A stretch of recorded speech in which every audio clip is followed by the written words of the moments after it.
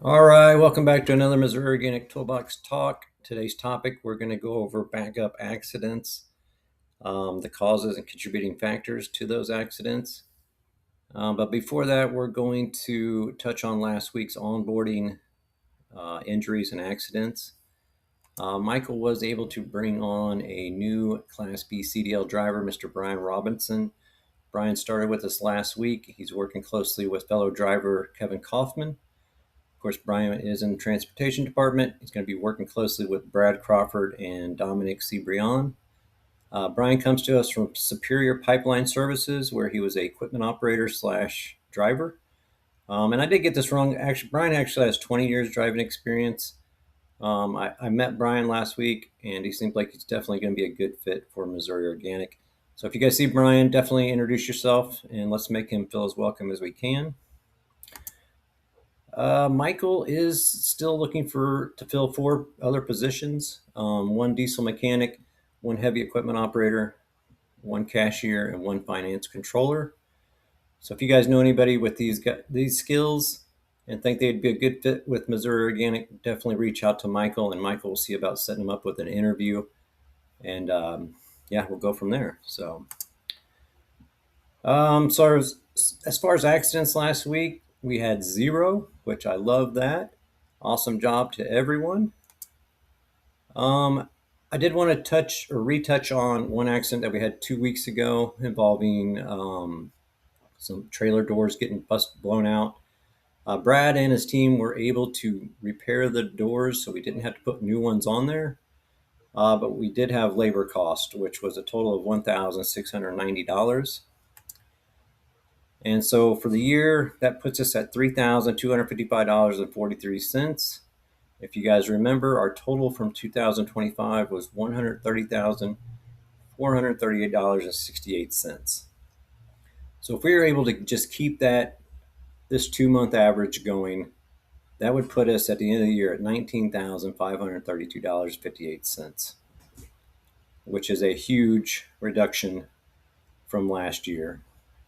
And we actually had a huge reduction from 2024. So we're heading in the right direction. We just need everyone to stay focused and not have silly damages. So as far as injuries, 0 from last week, 0 for 2026. So everybody, awesome job there. Appreciate that. If you guys remember, in 2025, we had a total of 3, and that's total lost time / job restrictions. And even that was a huge improvement from 2024. So we are off to an awesome start in 2026, and we definitely need to keep it going. All right, so like I said earlier, today's topic is going to be backover accidents. Backover accidents occur when a vehicle strikes a worker or object while moving in reverse. These accidents are common on construction sites, industrial work sites where heavy equipment, limited visibility, and high noise levels are present. So the video that I'm going to show you, it kind of goes at a different angle. A lot of times when we're talking about blind spots, it's all about the equipment operator and what they need to be aware of. This kind of takes it if you're walking around heavy equipment, kind of not where not to go to get you in that danger spot. So Hi everyone, I'm Brandon Edgerly, Safety Specialist, and in today's video, we're going to talk about blind spots that occur within and around heavy equipment. On almost all of our jobs, we have at least one piece of heavy equipment, but many of us haven't sat in the cab to actually get an understanding of what the operator can or cannot see, and that's exactly what we're going to do today. We're going to take a look at a front-end loader, a skid steer, and a telescopic boom forklift. Let's go check it out. From the operator's seat, whenever any worker approaches the left side of the vehicle, the rollover protection system impedes the vision of the worker. As the worker now travels to the rear of the forklift, the rollover protection system creates another blind spot we most commonly see when people approach the vehicle at a 45-degree angle. The third most common blind spot lies within being directly behind the vehicle. The final blind spots are created from the 3 components of the forklift: the mirror, the windshield wiper, and the carriage. Many people assume that the operator of a front end loader is at a greater advantage because of how high they sit, but blind spots still exist in and around the entire piece of equipment. As the worker approaches the rear of the loader, it creates a major blind spot. The operator may only be able to see the upper extremities of the worker as they move further away from the vehicle. As the worker now moves to the right of the piece of equipment, the exhaust yet again serves as another blind spot. You can see something as small as a windshield wiper creates a major blind spot so large that the worker disappears from the operator's view. The skid steer is the most difficult to see from when sitting within the cab.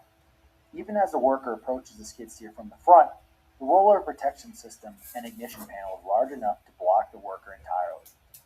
The entire rear of the skid steer is a major blind spot. Never approach the skid steer from the rear.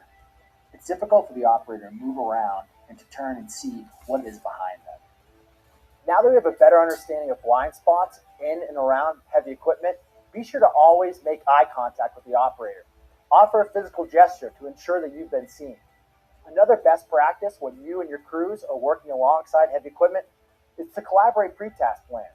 Communicate the travel paths of the equipment and where people and material are going to be located. Thanks for tuning in, and I'll see you out there.